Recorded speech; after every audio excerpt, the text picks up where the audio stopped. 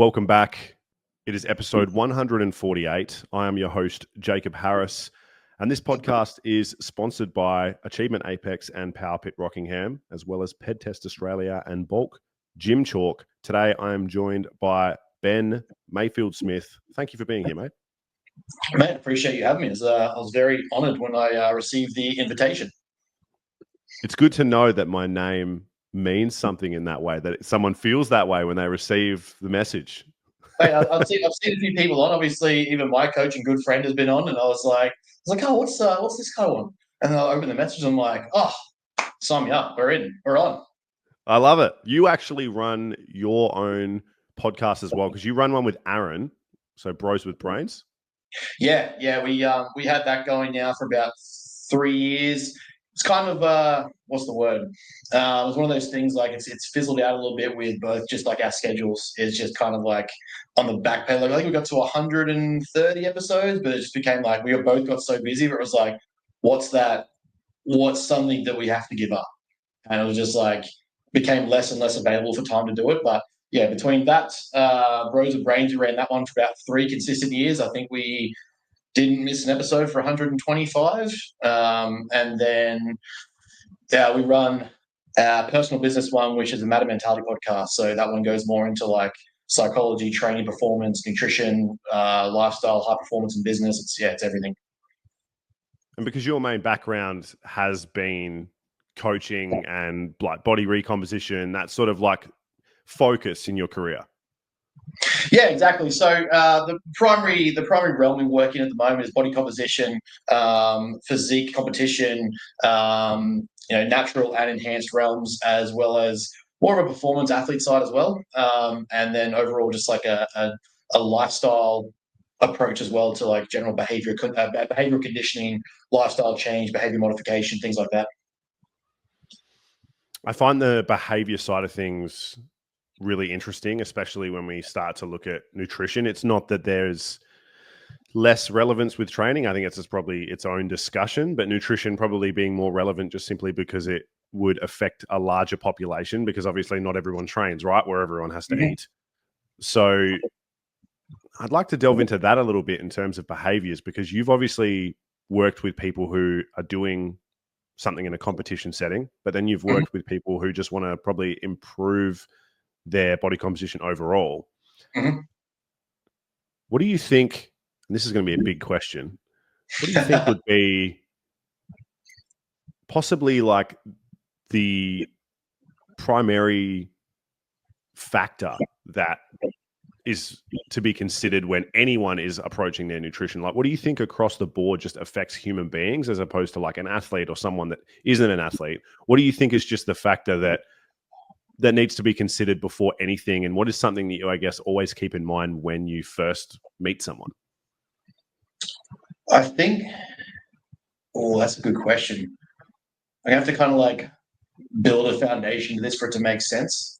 But I think in the coaching space now, because we have such an abundance of information and an over availability of information and content and knowledge, quote unquote, by a lot of different people.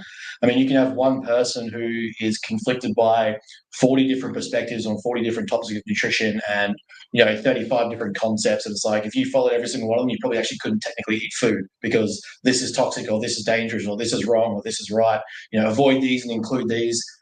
I think one of the biggest things that sits in the back of my mind every time I start with someone is, rather than the assumption that they know things, it's remove my knowledge hat and figure out where they actually start. So I build off the philosophy of starting where they are and leveling them up rather than assuming they're going to meet me. Now, when I have a physique contest athlete, I expect them to be at me. And if they're not there, I'll build them up to that. If they are there, fantastic, because there is a baseline of unacceptability for bodybuilding where it's like you cannot miss. Like these days of like, off meals or not tracking things and being away from your data and your food, it's not acceptable. For the general person, I think one of the biggest misconceptions is that coaches go into coaching with the idea that everyone has a love for health, nutrition, exercise, and training as much as what we do. And that is one of the biggest barriers of entry for most people getting started, is that most of the time they're scared of what they don't know. So they'll make up they know stuff. They want to try and impress you. They want to sound intelligent. They want to sound smart. Like if I go to a mechanic, I'm not going to, I don't want to go straight in there and be like, hey, I know absolutely nothing about cars. Take advantage of me. But at the same time, we have to understand that people are coming to us because they're vulnerable and they don't know as much as they think or perhaps what they portray. And so for me, it's one of those concepts where one of those ideas that there's probably no one particular thing that is completely off for everyone that is the same because everyone's knowledge, history, understanding is so different. Every single person across time has some concept of nutrition because we've all had to eat to survive. Doesn't matter what it is or how right or wrong it is. If you're Italian, if you're Greek, it's hey, Nuna has said that I've got to have pasta and I've got to have lasagna and red wine's healthy, the Mediterranean diet's good for you. If it's the Middle East, you're looking at all these different variations of dishes. If it's India, you look at that everything's going to have a spice and everything's going to have these different flavors. If it's Australia, it's we're going to the Bunnings to have a sausage sizzle. But at some point, everyone has a baseline understanding of nutrition and food. And so we need to understand the individual where they are, meet them there, and then raise them up to what they need to know. And I think that's probably one of the biggest things that people get wrong and coaches specifically get wrong when they start working with someone that comes to wanting to get coaching, nutrition advice, a nutrition program, or holistic coaching as we kind of approach it as. It's more of a collective misunderstanding that they don't know as much as we think. That's probably one of the bigger factors. Yeah, I agree with what you're saying. I understand that as well. It's really difficult now, just even talking to someone when it's not a consult, and you'll just sort of be in a conversation, and we all sort of experience it. I mean, for me personally, it's exercise related, and you're at a barbecue and someone's just like, oh, well, that swimming's the best form of exercise you can do. And I'm like, oh, wow, no context. Cool. Awesome. Yeah, that makes sense. But it's, you don't say anything because it's just like, I mean, like for the start, like I'm happy to be sort of like passive aggressive and joke in my head, but I don't really care. I'm not out there to like try to prove this person wrong. Like, and it's not even maybe that what they're saying is overall wrong, but it's just like, oh yeah, there's more of a conversation to have with that, but I'm not really going to do it because I'm already getting the gist that you probably aren't going to be, you sound already very biased. So it's like, I'm probably just going to, and it happens a lot with family members, right? We all kind of have like someone who's like, it's funny. It comes up, and nutrition is probably the big one, right? We see a lot more of that now. And that's one of the things I wanted to mention as well, because nutrition's changed a lot in the last 50 years. Not that I've been alive for all of them. And these days we have a lot of stuff that we didn't used to have. So in a lot of what you mentioned when you talked about different cultures and the maybe dietary requirements that people may have and allergies, all that sort of stuff, I became a bit of a consumer of the old, protein marketing. So I got to a point where, me and my missus would send each other stuff. Oh, look at these like new protein yogurts. I was like, oh yeah. And then I got to a point where my diet was definitely filled with too much of this sort of thing, right? Like if it said protein on it, I was like, cool, I can get my protein. And I kind of, right. And this is probably happening more so like than ever, right? Like it's funny to see. I've seen it to a point where like a dietitian has prescribed someone like a YoPro yogurt or something like that, which is not a big deal, but it's interesting to think that years ago we didn't have that option and people still managed to be healthy and build muscle and stuff. So we're at a point now where we do have these tools to help us, but I'd be interested in your opinion on that sort of thing as well. Like I've moved away from it and really gone back into better food, but when I say better food, I mean whole food. And I've noticed a difference personally just in the way that I feel and I prefer it. And overall, it's way more convenient because I can just eat normal shit if I want to, like peanut butter, or I can just have like a, something like just avocado or eggs, real simple stuff. But I'd be interested in your like approach to that, because obviously, especially when it comes into like the composition side of things and dietary requirements, maybe someone requires a significant amount of protein a day and maybe you want them to have a lot less fat. That can be very difficult to manage if someone's not willing to maybe have higher intakes of those whole foods. Not everyone wants to eat 300 grams or 400 grams of meat a day. Yeah.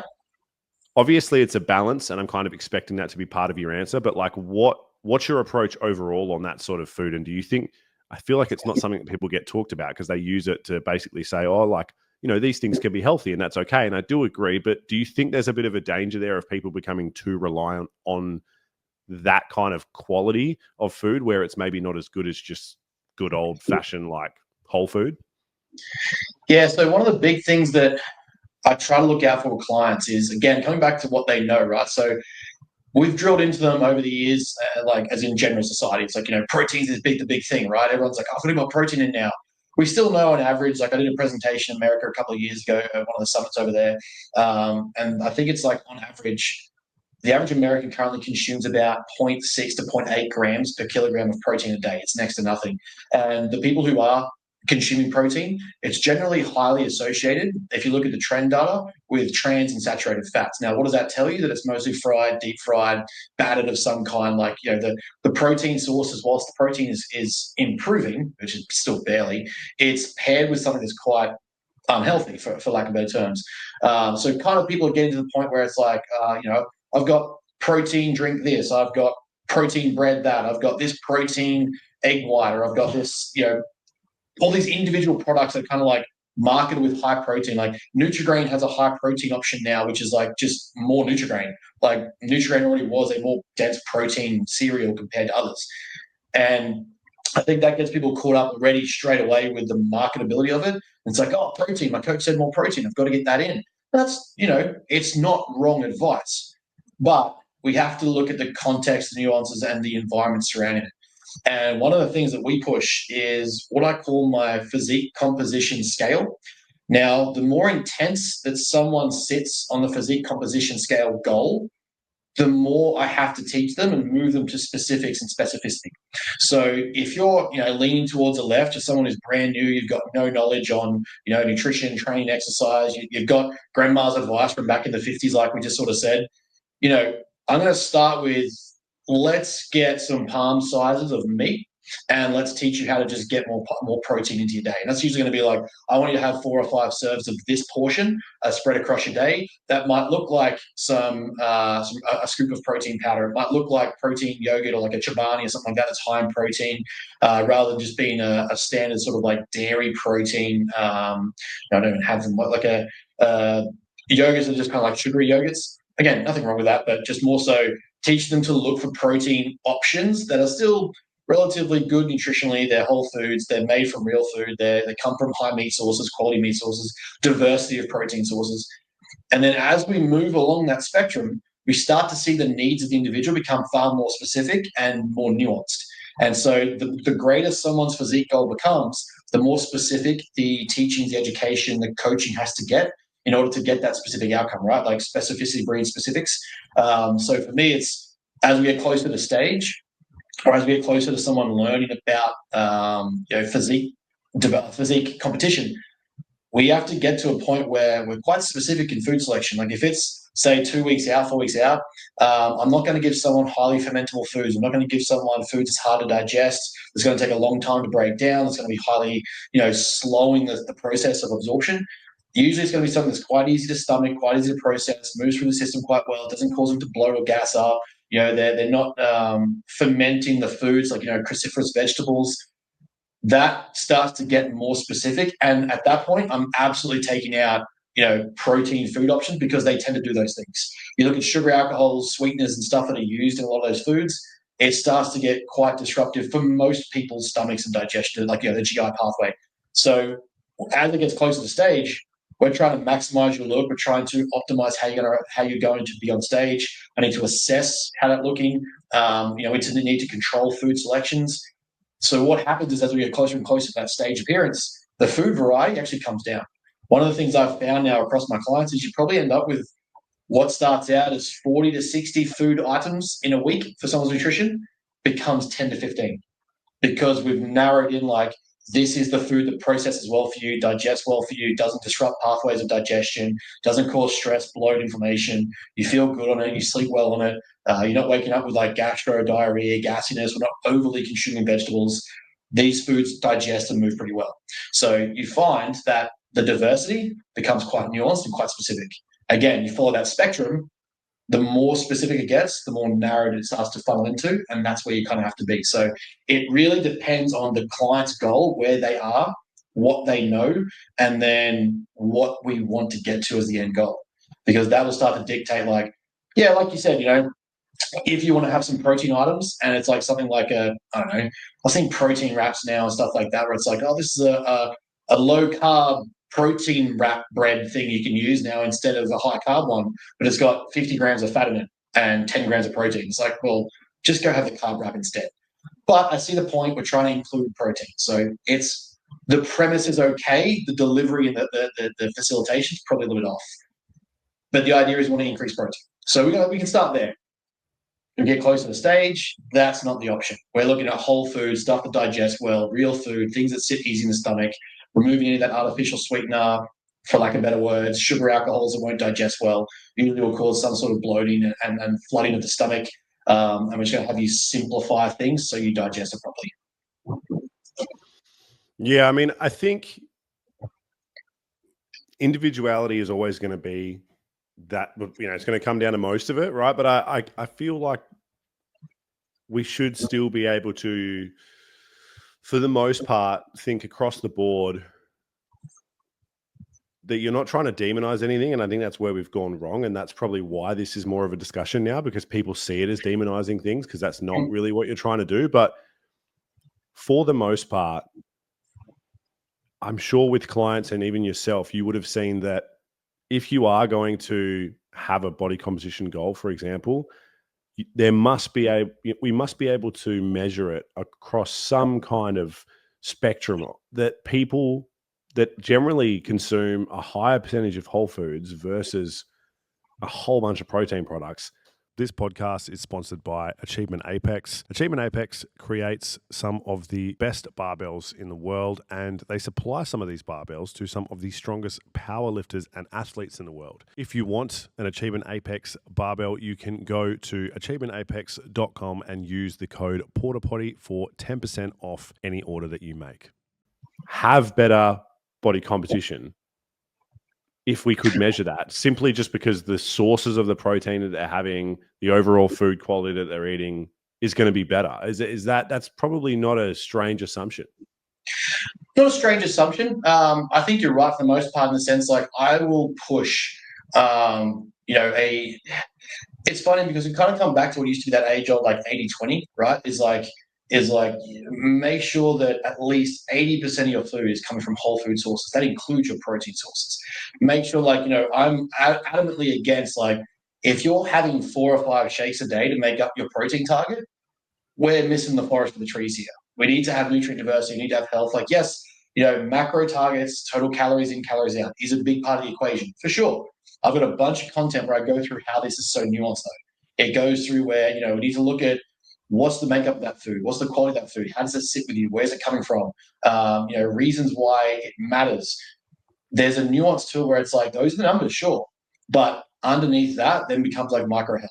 And if we're turning to, for lack of a better word, artificially inflated protein products, if we can call it that, then by all means, I'm looking to, hey, let's get you onto more real food. If I get a client come to me and they're like their initial onboarding process, I'm seeing like days and days of protein bar this, protein drink this, protein bread this, they're making protein pancakes, they're making this sort of things. But then they're also telling me, like, hey, I've got really bad digestion, my bowels are off, I can't go to the toilet properly, I'm constantly feeling bloated and watery, I'm barely sleeping. I'm going to look at, like, hey, well, what are we consuming? Okay, let's swap this out to, actual vegetables, real fiber. We're looking at, how do we get more diversity of nutrients in there? So like more vegetables and things like that, more fruit. But then let's take those powders and let's make that a real protein meal. Let's make that, I don't care if you use chicken thigh, I don't care if you use beef and steak. Let's get started with just having real protein. And you'll generally find that just out of the sheer fact that most people will improve digestion, they'll feel better on it. They'll likely, again, calories equated, macros equated, people should be the same. But as in, like, the results should occur pretty similar either way. But in the sense of how they feel, which is therefore going to impact how they perform and therefore going to impact how they start to look, then by all means, we're looking at how do we get you on a majority whole food, real diet, which is where you see a lot of Instagrams nowadays saying, like, a whole like whole food protein and a high plant-based diet, not plant as in like vegan, but increasing plant matter, so leaves, vegetables, fruits, etc. Having that paired with higher protein real food generally feels better on the person and makes them feel better, and they start to improve composition from that as a byproduct. So I guess like product for product's sake, I'm always going in the path of like, let's make sure we're opting for whole foods until a client's needs of calories get so high where I'm like, yeah, we can move away from some of that, because just as a byproduct, like even me in an off season, I'm got to do cereals. I've got to do more than just oats. I've got to do, breads. I've got to do crumpets. I've got to do toast, whatever's going to get my calories in. But I'm also having a baseline of nutrient targets that I have to have that is whole food, vegetables, fruits, water, protein sources, carbohydrate sources like whole grains. It can't just all be shit or high protein product, if that makes sense. Yeah, I think that's the overall, like the overarching thing for me, because people now are in this place of like trying to to me, they're kind of trying to argue with something that isn't there. You'll see a lot of people that'll be like, oh, you shouldn't demonize these things to your clients. And, protein yogurts are really good to help them hit their protein targets. And I'm like, I don't know who's arguing with you, but it's not me. I don't think anyone else is really arguing with you either, because that's fine. And no one's really arguing that. But I think the point I more try to focus on, and kind of what you just said, is that if someone came to you and said, hey, man, I eat a lot of really lean meat, a lot of leafy greens, and really high quality, I ate fruits and quinoa, and like really my my micronutrient intake is amazing, all that sort of stuff. Should I and I hit 200 grams of protein a day? Let's say they're an average person, maybe they don't want to compete, and they're like, that's how I eat, and their body weight's around 90 kilos, and you're hearing all this, and you're like, oh wow, that's really good. And then they go, but like, should I have like a protein bar or like a protein shake? At what point do we, or should, like I've seen these like protein chips and stuff. Like, should I try and add some of that into the diet? At what point are you going to be like, nah, man, it sounds like you're killing it. I don't think that you would benefit from that, because exactly that scenario where it's like, I've had, you have numerous conversations, and again, I think it's going back to marketability and marketing, which for sure is, that's part of the game for people, is the perception, sorry, that we have to have a protein product, or like, post workout, the best window to have a whey protein shake. For the most part, sure, it's useful. It's easily digestible. It's already powderized. You just have to add water. It's convenient. It's a solid hit of protein. But I'm not going out of my way for someone who's already eating majority plant food and whole food sources for protein. They're getting eggs, chicken breast, or chicken thigh. They're getting beef in there, so the red meats are included. Iron and creatine levels are great. All their micronutrient factors are fantastic. And then they add whole grain carbohydrates, whether it be pastas or rices, potatoes, whatever. And then they come into me being like, oh, but my protein target's X, I'm hitting it. Do I have to also add X shakes? No, don't touch it, because there's no need. You are literally doing everything right. It's not that I'm going to sit there and be like, if you touch that shit's poison, it's going to kill you. I know there's a lot of a lot of people that can get really caught up in that fear mongering approach. But the fact is that you're doing everything right, so there's no need to add it. Supplementation, which protein products are supplementation. That's what they are. Supplementation is exactly as the name describes, is supplementing what's lacking from your diet. If you are hitting your protein target, I'm not going to go suggest that you increase your protein by having shakes or protein chips, protein pancakes, protein bars, protein cookies. Like, it's adding unnecessary intake for where you're getting from whole food anyway. Now, if you're someone who is flat out on the go, you're a truckie, you're working nonstop, full time, 12 hours a day, and getting food in is just it's either that or a meat pie. I'm choosing the lesser of two evils here. I'm saying, hey, have the protein bar. There's something from the server. Usually I'm a big fan of like beef jerky, because it's high in protein, it's whole food, it's meat. Have some beef jerky. It's fantastic. But, that's again, modifying based on the individual. Every single person, if someone comes to me and they're onboarding with like, these are my baseline behaviors and I'm all over it, I just want to get better at it. We're not going, hey, let's add protein products into your diet for no reason.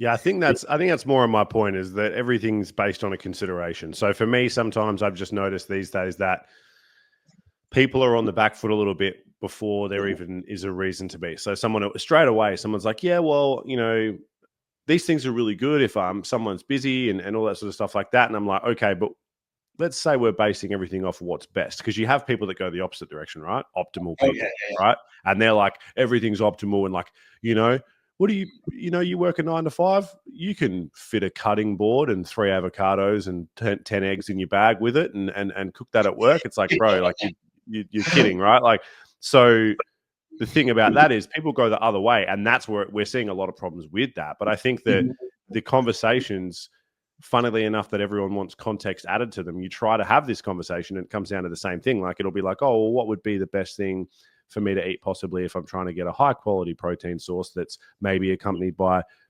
micronutrients, and I want to try and go for and then you might go, oh, well, look, eggs are great. You know what I mean? Like, eggs are really good. They've got a high bioavailability, things like that. And we're having this conversation. It's like someone will chime in now and be like, oh yeah, but like, what if you don't, what if you can't cook eggs? It's like, okay, but that's not what the question was, right? Like, if we're talking about that, that's separate. But it's like people have this mentality of like, we're all busy, life's difficult. And it's like, look, man, that's fine, but we should still be able to have the conversation about what works, right? And like what's good, and that's fine. Dude, of course, if you want to fucking fit a protein yogurt in, that's cool. That's great. No one's really saying that you can't. But if we had the conversation and someone was to say, hey, look, man, if you had the choice, I'd go for an egg over a protein yogurt. People go, oh, what about convenience? You're like, well, we're not talking about that. It's not, sure. but I think that those things get skewed because now someone makes a video and says, eggs would be better than the protein yogurt. And everyone goes, oh, well, what about, we don't have time to cook eggs. And it's like, he didn't mention time or convenience. Yep. This is not the conversation. And to me, it's the exact same as me saying to you, oh, my car out the front, man. Like, what would be best to go in it? And then you go, hey, man, look, I think maybe 95 or even 98, is a really, really good fuel that you can put in your car. And then I turn around and you go, hey, whoa, that's really expensive, man. And you go, all right, but you didn't ask me what financially is the best thing to put in your car. You asked me what the best quality was. I've given you that answer. And now you've hit me with something that's irrelevant from the discussion we're having. So I think that, to me, that's just the interesting part of it now, because I man, like I said, I was consuming it hard. I was having those Fro Pro pizzas. You ever had one of them? Oh, I haven't had one yet, but I've seen them. Oh, wait till you have one. It is fucking not great, right? But you are you're convincing yourself every bite, like, oh, this is pretty good. You know what I mean? It's like, put it next to fantastic.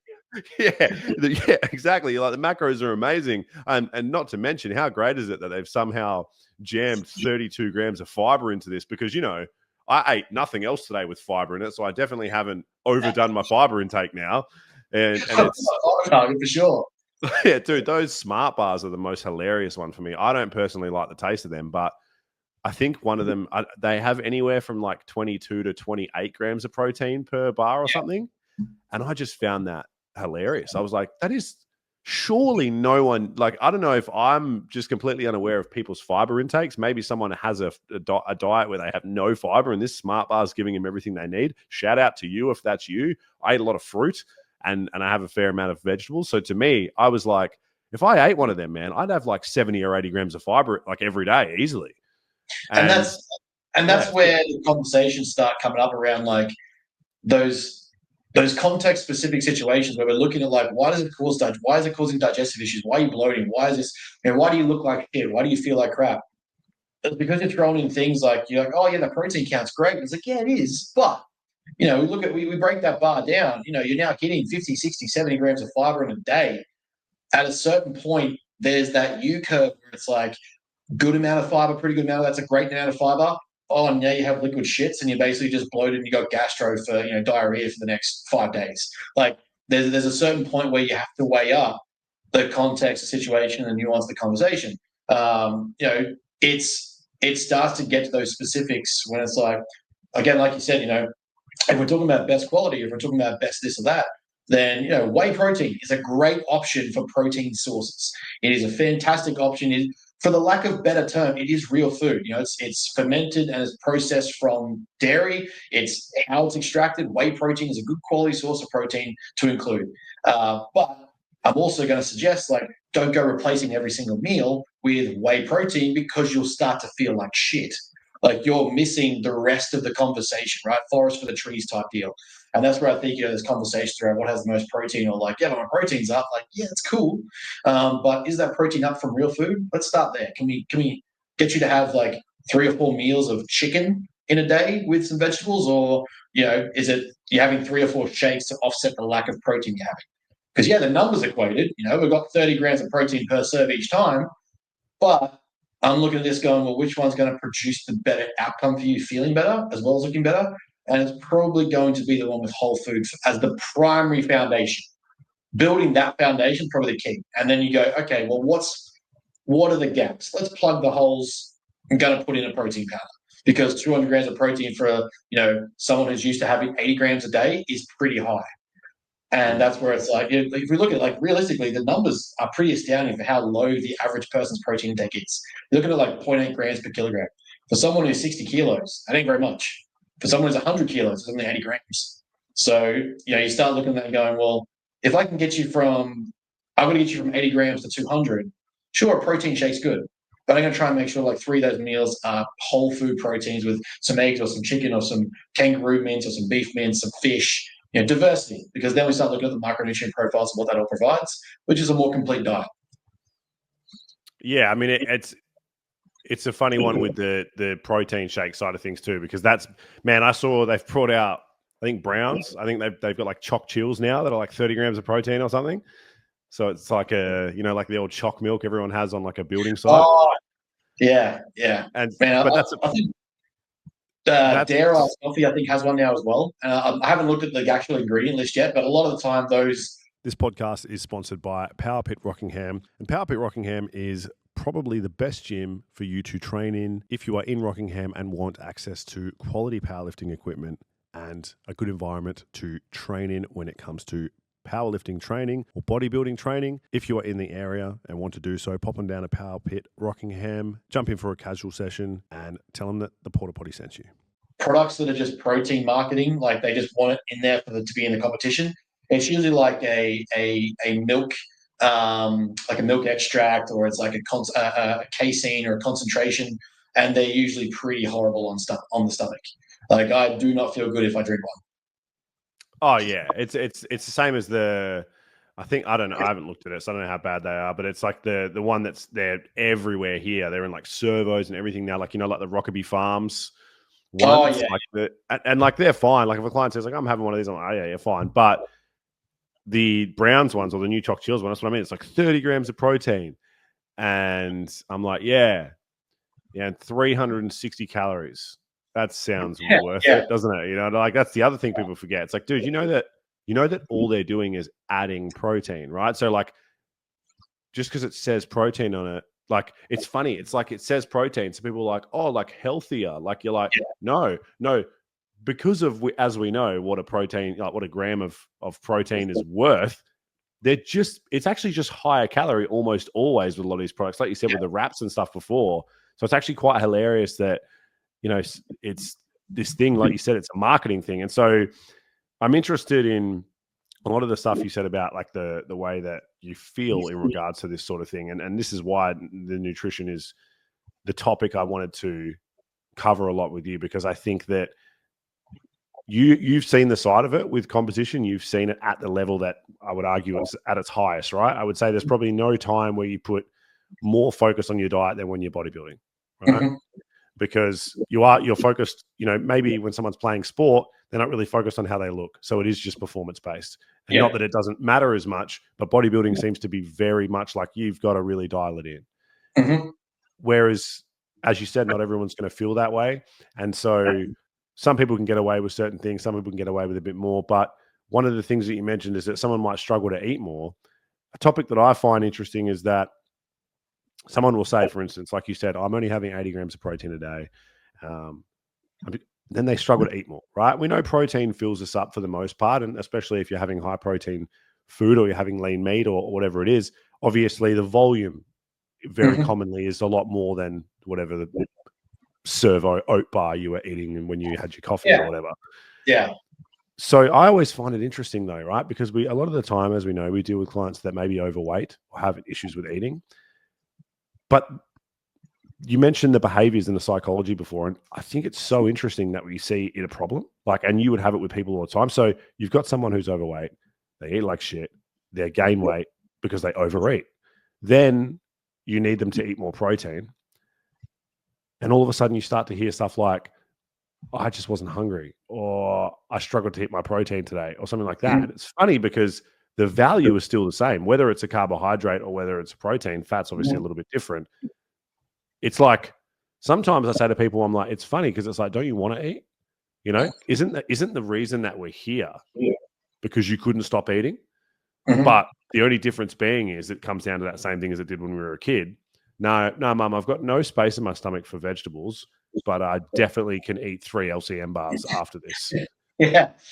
So you're touching on a lot of factors here, and again, a lot of these conversations always end up in a very nuanced dialect. But there's a lot of things that come into play here, which is important to understand for people, right? So we need to look at what we call highly processed but highly palatable multi-macronutrient foods. So a lot of the time when people are on that overweight scale, they're looking at, they're coming to us because they're large, they're obese, they're unhealthy, they have a composition goal, they want to lose weight, drop body fat, increase muscle mass. A lot of the time, the things they're consuming are very low volume, high caloric yielding foods that taste great, hit a lot of the sensory factors that we consider pleasurable. It doesn't stimulate anywhere near as much to the degree of an addictive drug, but at the same time, it has a pleasure response. And so it creates all these positive sensations and conditional behaviors. And when we look at it, this is where psychology meets nutrition is so important. The conditioned response and environment in which that person eats that food impacts it. The flavors, the qualities, the macronutrients impacts it. The volume of the food impacts it, as in like the sheer size of whatever they're eating. Like having 3,000 to 4,000 calories of whole food hits a lot different than 3,000 to 4,000 calories of Hungry Jacks. You can do 2 Whoppers, a burger, and a milkshake, and that's pretty on par to 2,500 calories. I can prep on a full day worth of eating of 2,500 calories. I'll be hungry, but the food selection is more designed around satiation, fullness, and my macro targets. So we start looking at, okay, well, it's not going to be very saturated for very long. The food process is relatively quick. It's crap, but it processes pretty quick. You're not going to be full. You're craving other things now. You've started to stimulate that sensory pathway really. So you start to go, this is what I like. You're not rewarding yourself with good, quality foods that you enjoy. So now you condition yourself with feeling good from the food you're eating. It's easy to consume. It's highly dense in calories, and you're not offsetting that by doing much walking, much activity. So whilst people will say all the time, like, I don't eat that much, and it's like, okay, cool, let's have a look at what you eat, and it'll be like, a burger and chips here or something like that over there, and a takeaway over here. And it's like you go to like an Asian restaurant. Carbohydrates and protein, but cooked in a whole lot of oil. So you got all 3 macronutrients in one thing. I only had like one pizza this week, or I had one pizza, slice of pizza, whatever it might be. Again, protein, carbs, fats. Highly palatable, tastes amazing, high carbohydrates, high protein, moderate protein, high fats. So we're looking at how is it you can eat all this food versus I give you a protein target and you're struggling to hit the number. And the reality is because they haven't learned to enjoy that food yet. They think, most of the time they've come from having like really dense caloric food in a low size yield that makes it easy to consume and not feel sick, not feel off, not feel gross. You get someone who's larger, like, they'll tell you they'll down like, I had like a pint of Ben and Jerry's, wasn't a big deal. That's 1,400 calories in like what is a tiny pint of ice cream. So you look at that compared to giving me 1,400 calories of ice cream of like chicken, rice, and vegetables. Brother, I tell you without question, you are fuller on that than you're going to be on the tub of Ben and Jerry's. So you can easily have the tub of Ben and Jerry's and something else. Now that 1,400 calories is all of a sudden, I had 2 cookies with it. And it's like, well, now you're having 2,000 calories. Versus over here, 2,000 calories can be some of my prep clients' entire day's food. So you start to see where like it's such a difference because of all these different factors that contribute to nutrition. And again, it becomes behavioral and psychological. Then the other factor is you have to understand is that the mouth has a lot of different sensory palettes. So like, for example, have you ever watched like any of those eating shows like Eric the Electron on YouTube? They do like the large food challenges. Yeah, the stuff he does is disgusting. I like watching it. It's gross. It's grotesque. But you'll notice, right, let's say he's doing something sweet. He's having like, I'm going to do like 50 donuts today from all these different places and see if I can do it in an hour. What he has is coffee and salt alongside it. So what he's doing is stimulating the other sensory palate sensory pathways so that he can re-stimulate the sweet pathway. Because at a certain point, that sweetness wears out. We get used to it. And now all of a sudden, it's not as stimulating. So all these factors start to come into play as to why it's easy for someone to eat all this, crap food, and then all of a sudden they're struggling on protein. So one of the things that we teach very early on is flavor the fuck out of your food. Like learn how to flavor, learn how to cook, learn how to spice, season, salt, chilies, paprikas, garlics, taco seasons. I don't care. Make it taste good so you enjoy it, so you can get in the process of recognizing that, like, healthy food isn't boring and processed food is sweet and tasty and palatable. That's already a dichotomy that you've created, which makes it easier for you to eat the shit and not eat the good food. So learning how to create something that's palatable that you enjoy and actually looks good on a plate versus like, oh, here's one plain baked potato, here's one dry chicken breast and frozen broccoli, versus here's my Domino's Ultimate Meat Lovers Mega Pizza with garlic bread and an ice cream. That's 4,000 calories, but I guarantee you probably finish that off in a night. Versus over here, you're telling me you can't eat your chicken and potato. Like, there's a reason for that. There's a lot at play that happens psychologically, but again, this is where I think coaching in that realm is so important, because it does get to that point where like you learn all these little factors, and I'm not excusing it by any means. Like, you have to take accountability of the fact that you just had 2 large pizzas and an ice cream and the garlic bread in a night, but you've not had enough protein. So, take accountability of that. Here's how you can make that protein more appetizing and actually desirable to consume. Does that make sense? Yeah, absolutely. Yeah, and I've seen it before as well, as because people are very different, and some people respond to. For me personally, I was maybe similar to yourself, so I got to a point where high volume just became the focus for me. After I worked with Aaron for a little bit, and we were at a point where I was consuming a lot of food, but I was like offsiding, so I was getting away with way more than like I should have. Yeah. And then over since then, I worked out the other day, I was like 110. So since then, I've lost like 22 kilos, which is wild to think I was heavier than that. Like that heavy. It's crazy to me. I carried any more weight around than like 100. And obviously there's a bit of work involved in that. So eventually I got to a point where, high volume became a bit of a focus. My calories got pretty low. But after as you said, the palate sort of changes. You get pretty used to it, and I was kind of fine with it. And I would eat stuff around people, and they would just be like, "Man, that is like." I ate a lot of kangaroo, and people hated it, right? Because they were like, "Bro, that smells awful." And I was like, "Yeah, look, I'm not saying I wouldn't prefer a beef patty right now, but I can eat 2 of these, so I'm probably just going to eat this." Where I do kangaroo. Like, I've just started my prep. I do kangaroo. I allow for an extra 20 calories a day, drown it in taco seasoning, cook it through like mince, like I cook it through the mince like I would like a taco. Used to do taco night as a kid. You cannot taste the difference once you learn to flavor it. Add taco seasoning or other paso seasoning, whatever you want to do, and you've now got a protein source that's 98 and 2. Literally like 98% protein, 2% fat. And you don't get that from chicken or beef. You get that from kangaroo. But again, people see these bland looking foods, or this smells horrible. Like, yeah, but I've watched you sit here and down the smell of like a pepperoni pizza that's covered in oil and cheese, and like, it smells appealing, but at a certain point it stops being appealing because it tastes like, it just starts to get you've adjusted to the palate, you've adapted to it. Now all of a sudden it's not anywhere near as appetizing, but you still keep eating it, right? Like, you watch someone, and I've seen this, you see the guys on those food channels, they can still eat their way through that food, even though you can tell it's become a bit unappealing. Well, I don't notice you forcing into the chicken and the beef and the kangaroo mince, even though that's unappealing. Well, let's just flavor it. Like, let's make it something you'll enjoy. Again, kangaroo mince is fantastic. I love kangaroo. Not even just because it's a lean protein. It's a good game meat. High micronutrient profiles. It's a red meat source. It's Australian. Kangaroo, but learn to flavor it. You won't even tell the difference. But again, it's just that difference, right? I really like the burger patties, man. Yeah, they're good. They're good, and they're the same sort of like profile, like macro wise, like there, and I would just have like 2 of them, and it'd be like 40 grams of protein, Yeah. just over 200 calories. It was like ridiculous, you know what I mean? So to me, it was like, also, I think you learn along the way as well, and you've learned this, and I didn't for a long time, is that people try to balance every meal. So it's like, every meal I should have 60 grams of protein. I should do this. I should do this or whatever.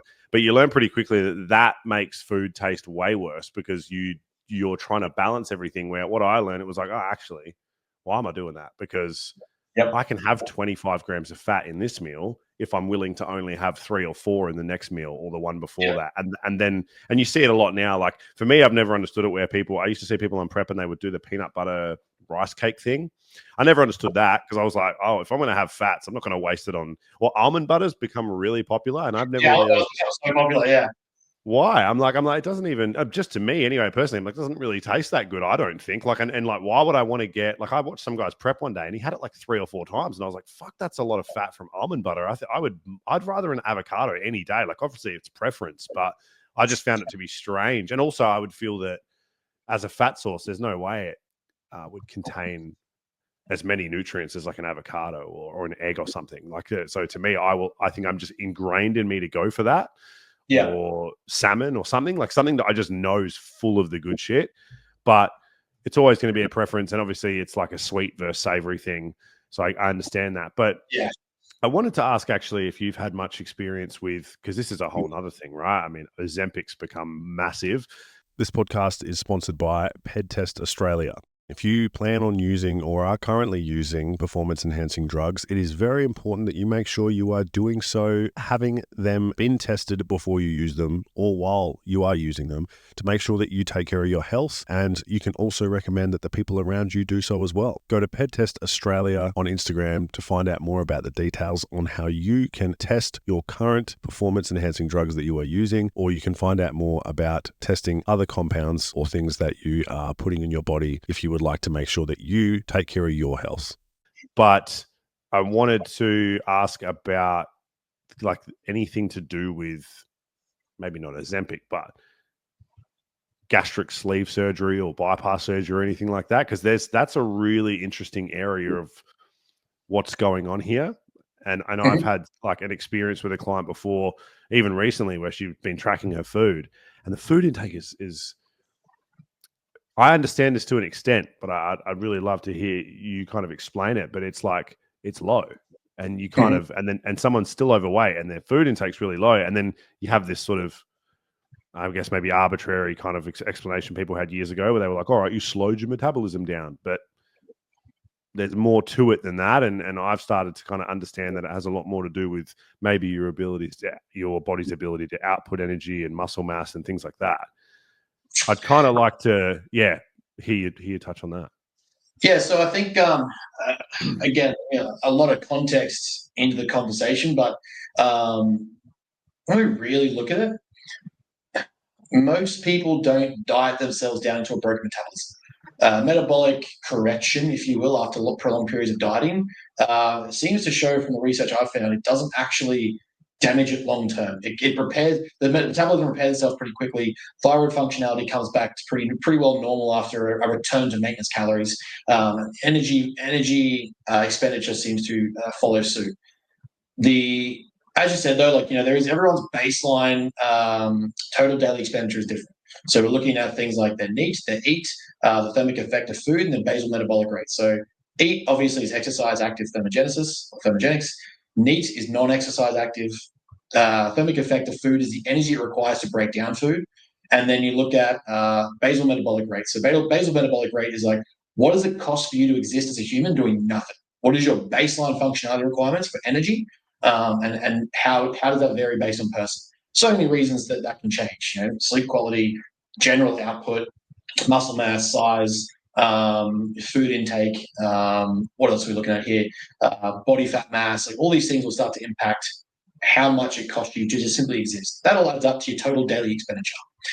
Now, for the most part, you're looking at things like how active is a person to offset this so-called like slow metabolism. And a lot of the time,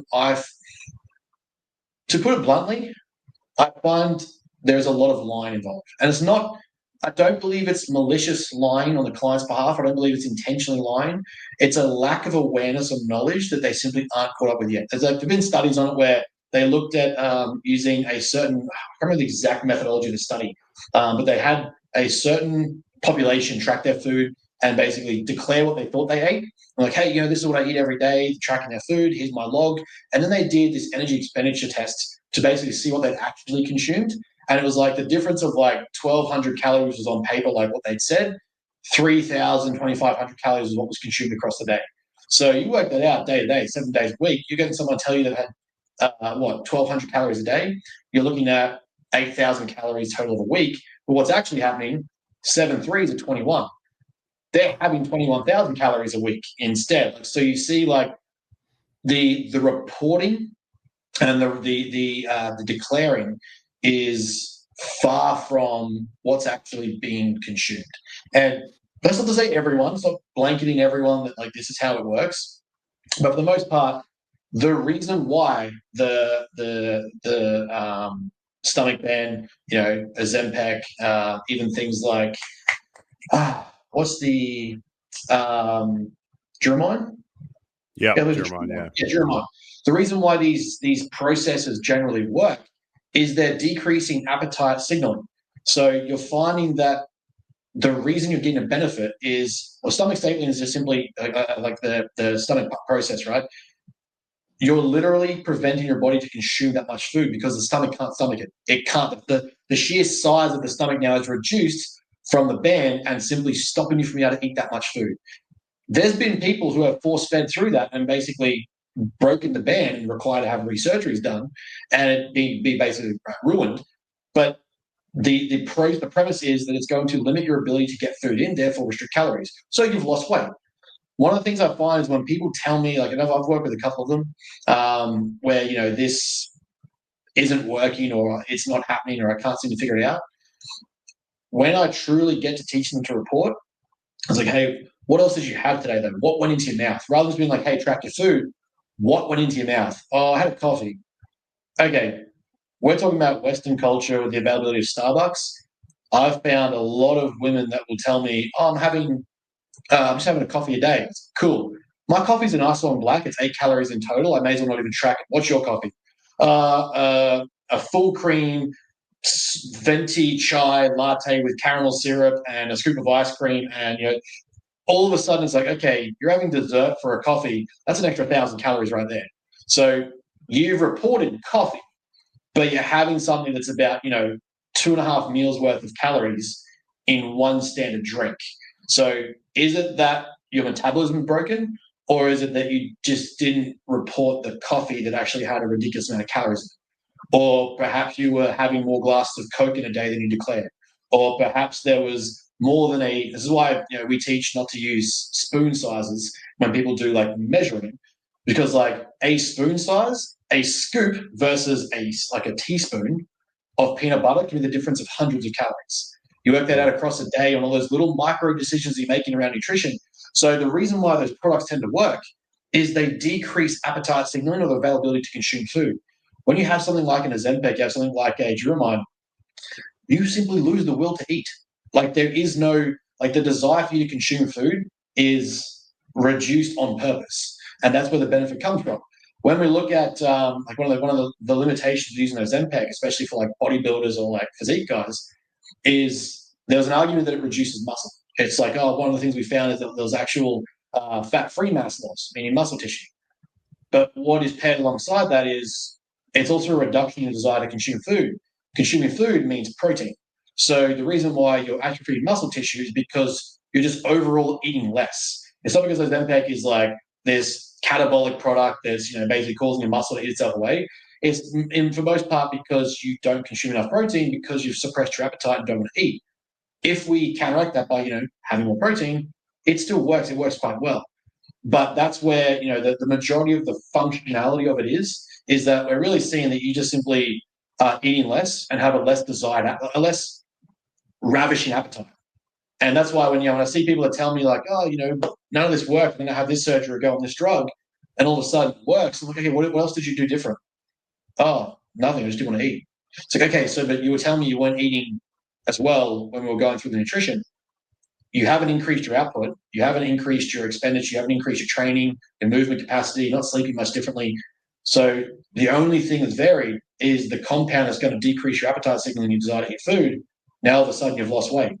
So there's a very real chance here that what was being declared, whether it be intentional or unintentional, some people just feel a sense of shame or perhaps like lack of trust with their coach. They don't want to report things. They're embarrassed by it maybe. Shame eating, sneak eating is a real thing. So, there's always that possibility. But beside that point, the fact of the matter is really you've probably just got the benefit of the fact your appetite's been suppressed and you don't want to eat. And now all of a sudden all this weight's come off because you actually aren't eating, even though when we were working on nutrition, you were telling me you weren't eating. Does that make sense? Like that's pretty much kind of like what is psychologically and behaviorally what's most likely occurring when these people get benefits. And again, I'm not saying it's bad.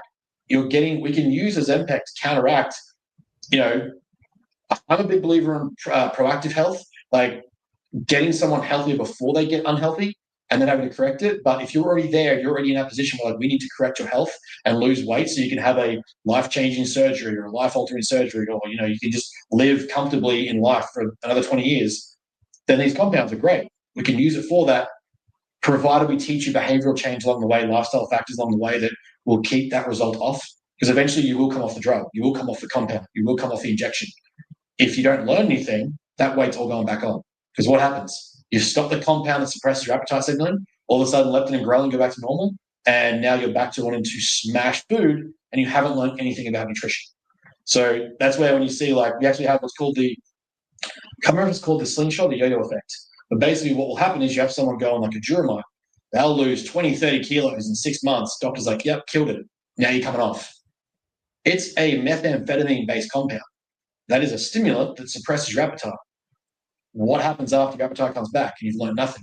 Well, now you want to eat again, and you've learned no knowledge around nutrition, micronutrients, fiber, vegetables, fruit, protein.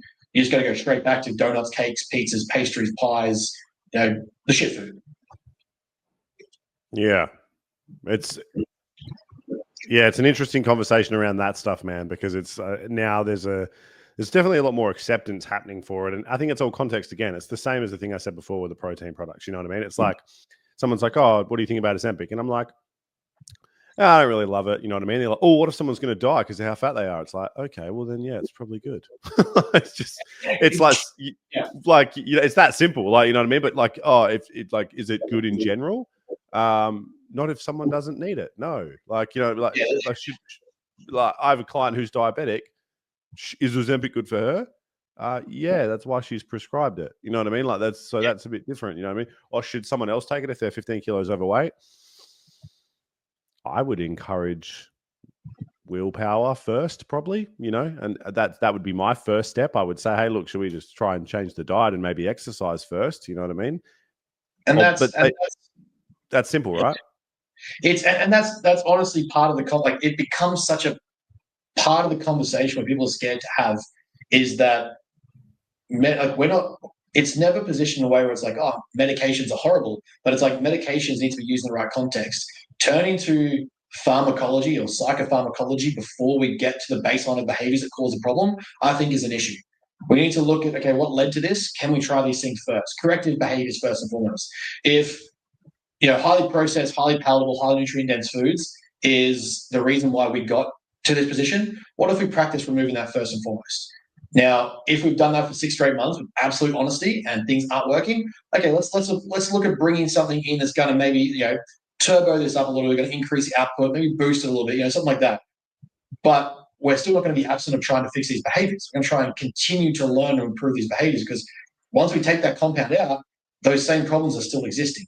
And that's where, when we look at pharmacology, it's understanding the context and nuance of the environment that it's deployed in, because that's going to determine whether, again, you're asking a moral question about something that's completely neutral, has a neutral morality. There is no moral answer to your compound. It's what is the context in which you're deploying it? Is it good or bad? Well, it's neither. It's dependent on who you're giving it to. Like you said, if we've got someone who's just absolutely unable to move because they've got themselves that big, should we have addressed this sooner? Absolutely. But we're here now, so is it going to save their life if we help them not eat and once that 50 kilos comes off and they can move suddenly without breaking a hip bone or going to cardiac arrest, sure, then we'll look at what we do next. But it's a good start. We can implement that compound. It's a tool. It's a reinforcement to the process. It's using the right tool for the right job. Now, does it mean that someone who just simply wants to drop 10 kilos to feel good in the dress because they don't feel as sexy as they did in their high school formal outfit? No, we're probably not going to deploy a Zempac. We're probably going to go, hey, let's increase protein, increase some output, go for a morning walk, go to the gym and do resistance training 3 times a week. Make sure you're sleeping 7 to 9 hours and drink 4 liters of water. I guarantee you, for the most part, that 10 kilos comes off by just doing those things. We don't need to implement a drug to counteract what behavior can fix. That's usually where the conversation goes for me when it comes to those sort of compounds. Like, it's context dependent. It serves a purpose. It works as a GLP-1 agonist. It does its job. Cool. Am I deploying that? It's like, if we're going, if you're in a battle and it's like, hey, the infantry squad is more than enough, we're not going to go throw tanks and artillery at it. We're going to go, let's just let the soldiers do the job. We don't have to waste resources here when it can go somewhere else. Going, hey, there's one person in that building, shoot 3 artillery shells and 3 tanks at it. It's kind of overkill. It's probably like almost a redundant point. Let's use the right tool for the right job, or building a house. Again, if all you see is nails, all we're going to use is hammers, or getting a jackhammer to try and do something you can do with a pick. It's like the extremity probably isn't necessary for most people. Understand the context and the environment of that person and whether or not that tool is necessary. For the most part, I'm going to suggest we start with, again, like we already talked about, whole foods, baseline exercise, right amounts of sleep, good hydration levels. Generally, that person feels so full and famished that it's like, oh, I can't even think of having a pizza or an ice cream on top of this. I just had a kilo of vegetables today, 200 grams of protein, and 4 liters of water. I'm pretty full. Now, all of a sudden, that fullness is decreasing the intake of shitty foods. Do you need to be hydrated? If so, you can do so with some Thirst Trap. This podcast is sponsored by Thirst Trap, and we are hydrating constantly on this podcast with Thirst Trap. You should have some Thirst Trap. Yeah, I agree, man. Totally. I totally agree. And we're going to move to some quotables because I have some stuff that I want to try and see if we can get out of here, because I know that you've had a lot of experience. I mean, you've been on a fair few podcasts. I'm still, I don't know how far I am. I'm probably about half an hour into the Elite FTS one, which was, yeah, that's I mean, because he's, Dave's been doing pretty big things with that for a while now, and so it was pretty cool to see that you got on that one, and yeah, I'm interested to hear more. But I guess a couple of not quick fire questions, but what would you say is one of the most unique experiences you've had in terms of education, being an educator yourself? Is there something that's really stuck with you over the years that you've learned from somewhere else, or maybe even in the kind of setting like you were with Dave? Is there an experience where you feel like you've learned something that you've really held on to? Yeah, so a mentor of mine that I currently have, he's an Olympic track and field and NFL coach over in America. Usually we go and see him probably once a year, done so the last 2 years straight. First year we went over there, he took me along for, I think I told this story not too long ago. We got there, he's a very much like catch you off the guard kind of guy to see how you react and respond. We've had most of our trip planned out. We're over there. He's like, hey, what are you doing this morning? And we're like, oh, I've got training, got to do this, got to do this. And then we'll be here to do some work. And I was like, all right, do you want to come meet X player? I never know if he likes me talking about his players. So I was like, so do you want to come watch me do one-to-one with X player? This guy's an NFL great, played for the New York Giants, potentially going to be a Hall of Famer in the NFL. We're talking like this guy's between, I think they were working for a $60 to $90 million contract, right? Like big money. This guy's like, it's not just going to the gym. We went to his house, and he's like, come in and sort of see how you, just see us work. I was like, that'd be fantastic. Would love that. Took us into his house, met his family, like ridiculous. Like people would pay tens of thousands of dollars for this opportunity, and he's just thrown us out and he's like, hey, you're here. You want to come do this? We're like, yeah. Went out to the field to watch them train, what they did. And, didn't say much, didn't set any expectations, didn't set any like issues or anything like that, or any limited like boundaries. I was just sort of stood back and watched.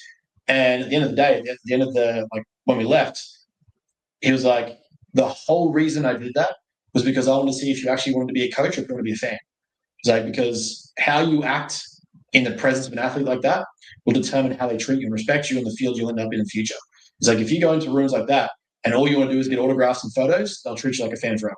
It's like, but if you go in there and you observe and you just sit back and watch, it's like, I can see that you're wanting to pick things up. I can see that you're observing and watching. Because I was all talk with this guy. I was like, my passion is people, is elite athletes, is elite people doing great things. I want to observe that. I want to be around that. And he's like, all right, let's test it out. And in the moment where he's like, this guy's worth X money, he's probably going to be a Hall of Famer. He's one of my star athletes. We're working one-to-one, come to his environment. Then also tells me, like, hey, I've lost clients because I introduced the wrong person to them. There's a very real chance that I lost this guy if you threw him off. And we were in his basement, in his house, chatting shop, chatting shit. He's a giant nerd. We're talking about comics, talking about Harry Potter, talking about, sports life. He was asking us questions about Australian football, like NRL. And I was trying to give him comparison. We were in his car, like driving together, me and him, just chat shop. So, long story short, basically, the whole thing went really well, but it was probably one of the greatest non-declarative learning experiences. Was that he just wanted to see how it act and go, in that moment, you're either going to be a fan or you're going to be a coach. Which one do you want to be? And I was like, I didn't even think about that. I just went default to I just want to observe these guys. But yeah, for what wasn't supposed to be like an educational or just like observe and watch moment, it was like, do you want to be a fan or a coach? You choose. And I was like, fuck, that was big. I like that's a valuable experience. And I like the way that that's delivered, when you're in situations like that. And it's unique, I think, to be in those where everyone's trying to be inspirational, right? So it's like in that situation, that's a guy doing his job who's genuinely focused on the quality of coaching and the outcome for the athlete. So that's I like that there's that, we've all grown up watching these, I don't know, what am I thinking of? Coach Carter and shit, where all the Matt inspirational stuff happens. And so it can be a little bit corny to try to, I guess, have things happen in life organically. And so that I think that experience would resonate a lot with other people that want to be in that field too, because you're talking about that's high level coaching there. It's not that a personal trainer is not important, but at that level, I mean, there's once you start getting around, you realize there's levels to this, and being around those levels, you just pick up different things, different cues, like what they say, what they don't do, what they do, and what they don't say. And yeah, that to me was like you said, it was one of those elite moments where for the average person, you're paying tens of thousands of dollars to have that high performance coach go, this is why I did X, Y, Z. He didn't even tell me. He just sort of threw us in there and was like, I'm going to give you this opportunity.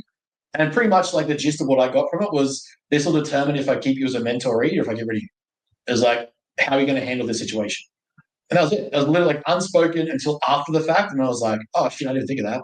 I just wanted to watch and learn. It's like, what does this guy do? And why does he get such great athletes? And why is this athlete so great with this good coach? Like I said, I think it's a really interesting experience. And I guess coming off the back of that, is there something that your main, from what I was able to gauge anyway, the bigger competitions that you've done, you competed in 2019 and 2022, probably before that, but they were the two I found. Yep. And you're competing again this year. 2025, yeah.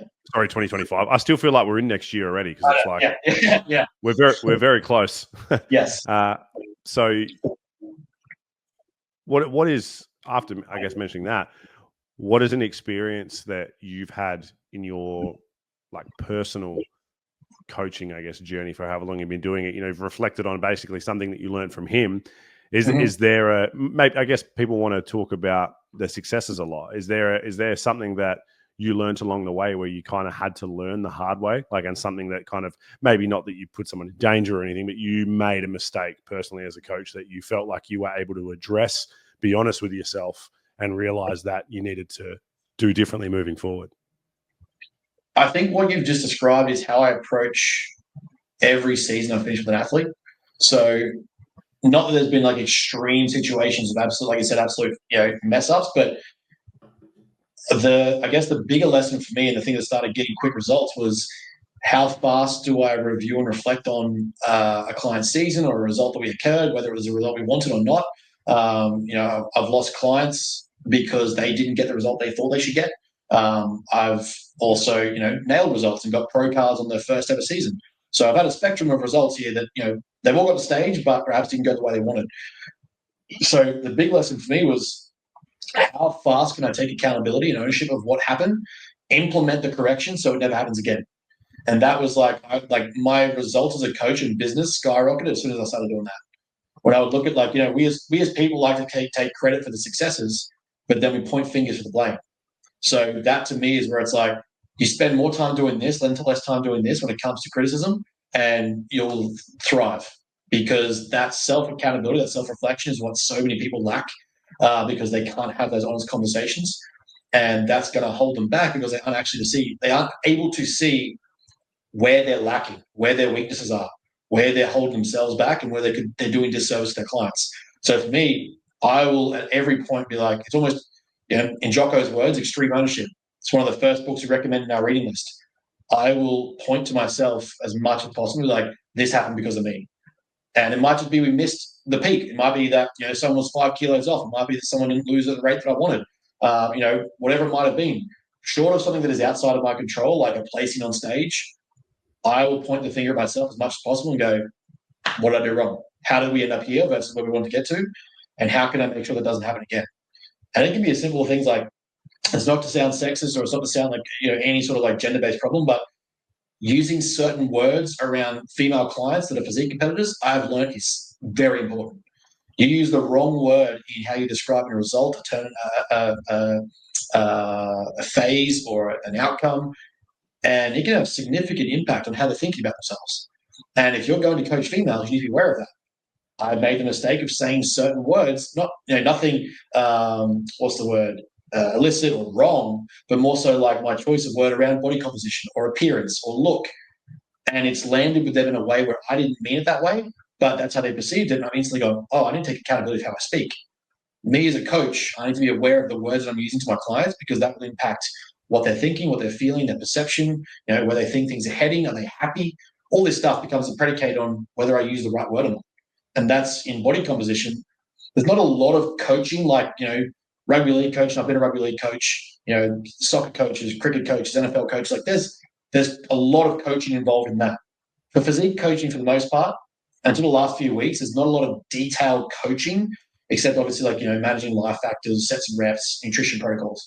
So for me, one of the key things I picked up on is where it does matter as a coach is the language you use and being able to reflect on that straight away. And I was like, oh, I caused that. Whether I, absolutely caused it, maybe they had other emotional things going on, but for me as a coach, what I'm involved in, I caused that response. How do I fix it?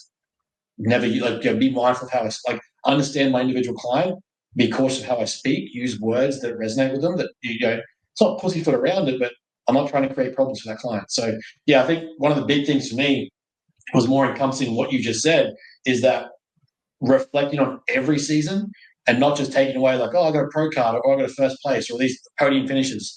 It's, well, what did we miss? How could this have been better? What did I do wrong? Could I have phased them differently? Could I have programmed them differently? Could we got the same outcome with less work or less fatigue? Should they have been leaner earlier? That sense of accountability and ownership for me as a coach, I think, is what's going to keep me getting progression, and keep me elevating in the game, because I'm able to go, this is my fault, not just this is my credit. Yeah, and with excuse me, with such an emphasis on behavior, I'd be interested in terms of something external that you maybe implement in your life. I know that personally, I realized I have a bit of work to do when it comes to mindfulness and working on switching off and being present. And I think everyone has kind of different levels of that. And so what you're talking about is pretty reflective, man, and not something that, some people, as we know, people live till they're 60 and they're never wrong, so, and that's fine. People are people, but I think it's really confronting, and it's a lot to take in when you start to hold yourself accountable, because it applies in lots of situations, right? Even when it comes to interactions. And I've had interactions in person where I've wanted to say 100 things, and then I've just gone, in this moment, I think it would maybe be more powerful to remain quiet and not say anything. And then I can think about this later. And I'm always happy when I do that, or not maybe happy is the wrong word. I'm always satisfied with my response because I haven't done something that I can analyze and beat myself up for. Maybe I shouldn't have been aggressive, or I shouldn't have been angry or sad, or I shouldn't have responded that way. Or I can just go, I dealt with that in a mature way, and I allowed myself to go and process it later. And in that moment, not saying something, or simply just being like, yes, okay, no worries, and moving on from that situation, so that no one has anything to go off, or I don't have anything to go off. I've found that I walk away a lot more satisfied, and so that's something I've learned to in those situations not actually respond, and not responding is a response, and so that's a big thing too, and so like I said, I've started to implement a few things in my life and realize like, all right, maybe I need to put aside 10 minutes to do a little bit of meditation or something like that. Everyone has their own thing. Is there something that you implement in your life to help you, stay on track with some of the things that you're talking about? Because we all do different. I mean, ice baths, everyone has their thing. By this point, you have probably seen one of these nasal strips. Now, if you have trouble breathing through your nose, then like me, you will probably feel immediate relief as soon as you try one of these on. I ran into these guys at an expo in Scarborough the other week, and I was amazed, to be honest, just how quickly I felt a difference once applying this nasal strip. And I think that I've been wearing them since while I've been sleeping, and I think that I'm going to start wearing them while I'm training. I have issues snoring. If you have issues snoring or possibly breathing through your nose, then they may be really helpful for you. If you want to find out where you can get some of these, you can go to thegoatco.au for their website, or at thegoatco_ on Instagram. So big thing for me is when I need to slow down and kind of just de-stress and relax. There's a lot on our plate, whether it be business, prep, study. I'm still at uni. The thing for me is like I'll always try and include 2 or 3 times a week to have some period of gaming. So just something that completely, because like my brain will go 100 miles an hour in 10 different directions. Something that I can just hyperfixate on for an hour, 2 or 3 times a week, allows me to kind of stay centered, relaxed, chill. Kind of just, it lets me be me in a non-work environment for a little bit. Like, in case you can't tell, like I'm a giant nerd. Like all these things here, like it's not a secret on my behalf. But yeah, being able to just like do something game-based, whether it be computer gaming, PlayStation 4 or 5, whatever, something that's going to give me an hour of time where it's just like, this is my time, and it's, I can think of nothing but this. That's really something that I've found center myself and be able to just kind of relax and ease into the end of the day. So I used to kind of like, I'd work up to the point of go to bed, and that's fine, but my brain function is now I'm in bed trying to go 100 miles an hour. Oh, what about this? I'm thinking, I've got to go take notes, put this down. I'll send myself emails in bed to remind me to do something. And that's going to implicate my ability to sleep. It's going to impact my ability to downregulate, increase my parasympathetic system, my stress response, etc. So for me, it was like, try not to do that and have something like a gaming system that I can just switch off and play for an hour or so a night, relax, put my feet up. That's my thing. Like that gets me through most weeks. Yeah, I think, like I said, everyone has their own stuff. And if that's, what does it for you, I feel like it's just shifting that focus, right? So it's this same sort of thing as maybe mindfulness or something like that. For me, there's a really, screen time's a problem. So, that screen time is something I need to get away from, because you don't realize how bad it is with, being able to, I mean, sitting in front of a screen and doing some gaming is really nothing on the scale of like having a phone next to you constantly that you dude, it's and you know what it's like, you're working, right? You don't think that you're working, but it's, you pick your phone up and you reply to someone, or let's say yesterday I wanted to have the day off or whatever, I didn't, but let's say for instance I did, and it was 4 o'clock in the afternoon, and you and me had a podcast today and I responded to it. This isn't really a job, but it sort of is, right? Yeah. So I could choose not to respond to that and everything would be fine, we'd still do the podcast.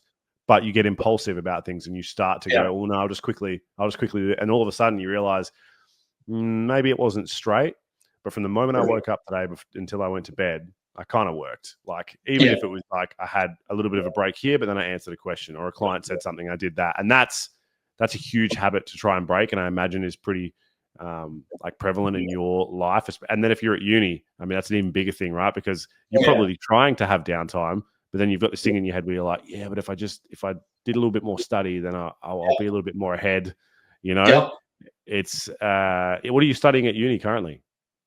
So my actual degree is in clinical psychology. Interesting. So that's going to be quite an extensive degree. Oh yeah. It's a long-winded pathway that I tried to do full time, pull back. I just found like my best optimal operation level was part time.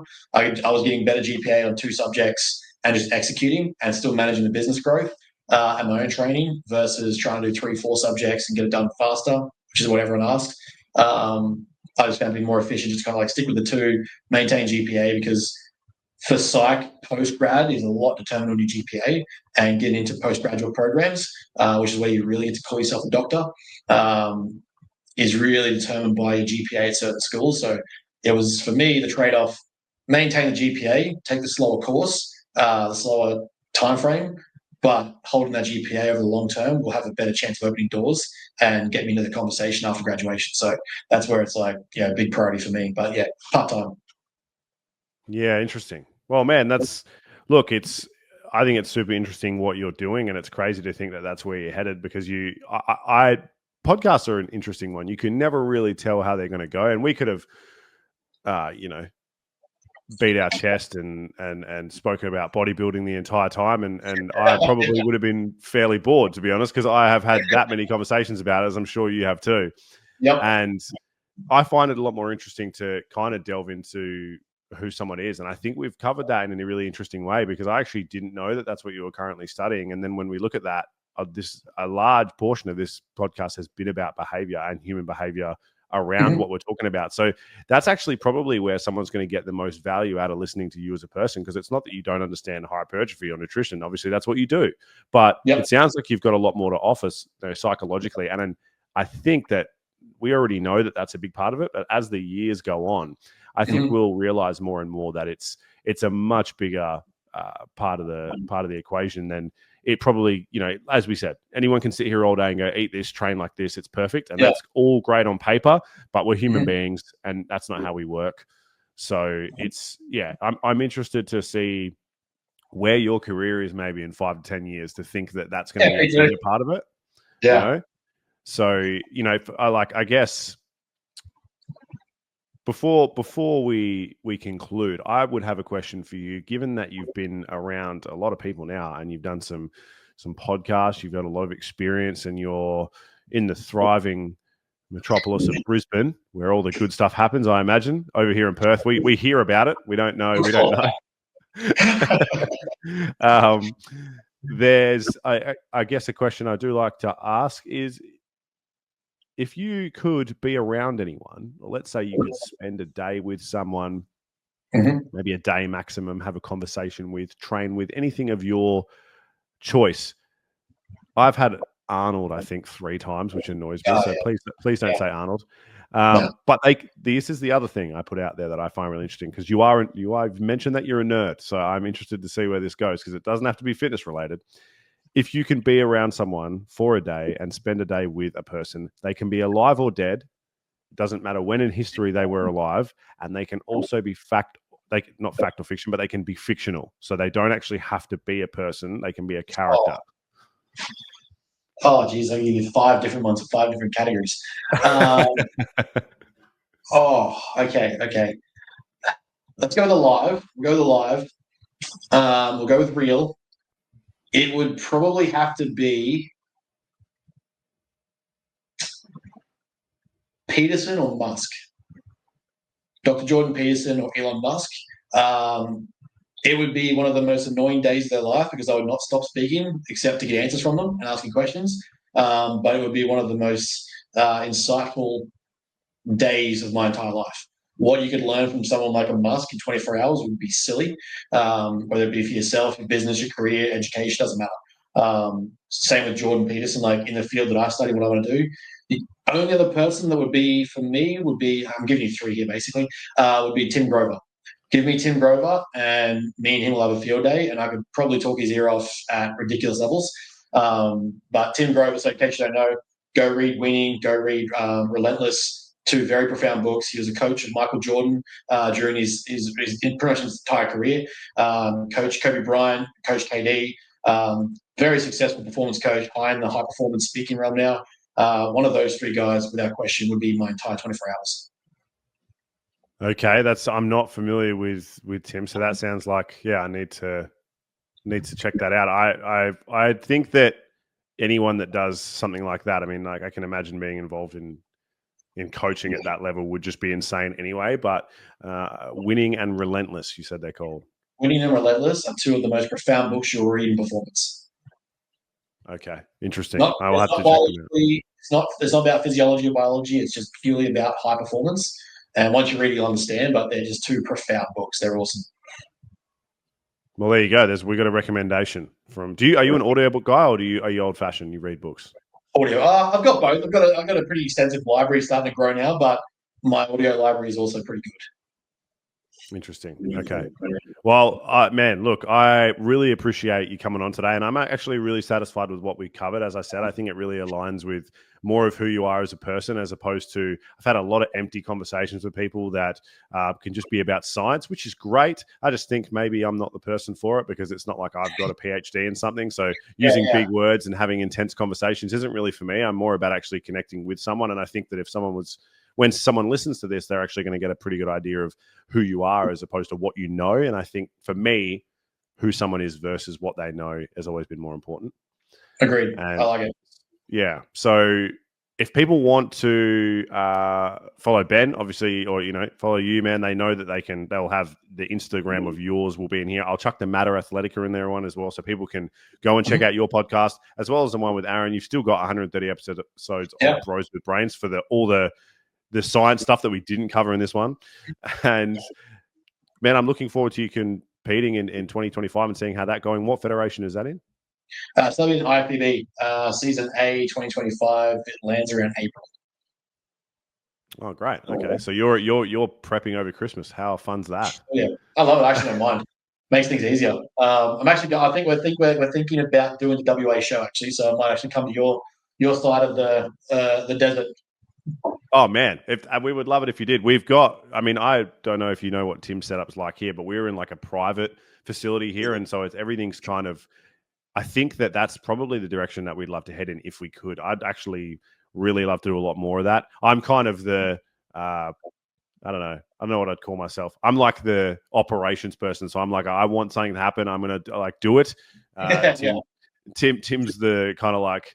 Hyper-focused, smart nutrition dude. So for me, I'm like, oh, cool. All right, let's sort out stuff like that. Like people like yourself, I'm like, man, if we could ever get someone like you, and I haven't mentioned Aaron before as well, it would be really awesome to have a thing where we maybe had people come over here and actually come because we're private. It's really unique. It's not that normal gyms you can't do it, but man, we've built like a classroom upstairs, full whiteboard. We put like a seminar kind of presentation area. Yeah, man, it would be perfect. Like if you guys are going to come over, it's not a place that people come to often, so we should try and make something of it. Or even if at the very least, man, you drop in and I can, we can meet you and maybe we do something while you're here. It would be great opportunity. Looking forward to it. Thanks, man. I appreciate you being on. You guys know where to follow Ben. I will put all the links in the description of this podcast. We once again thank you for listening.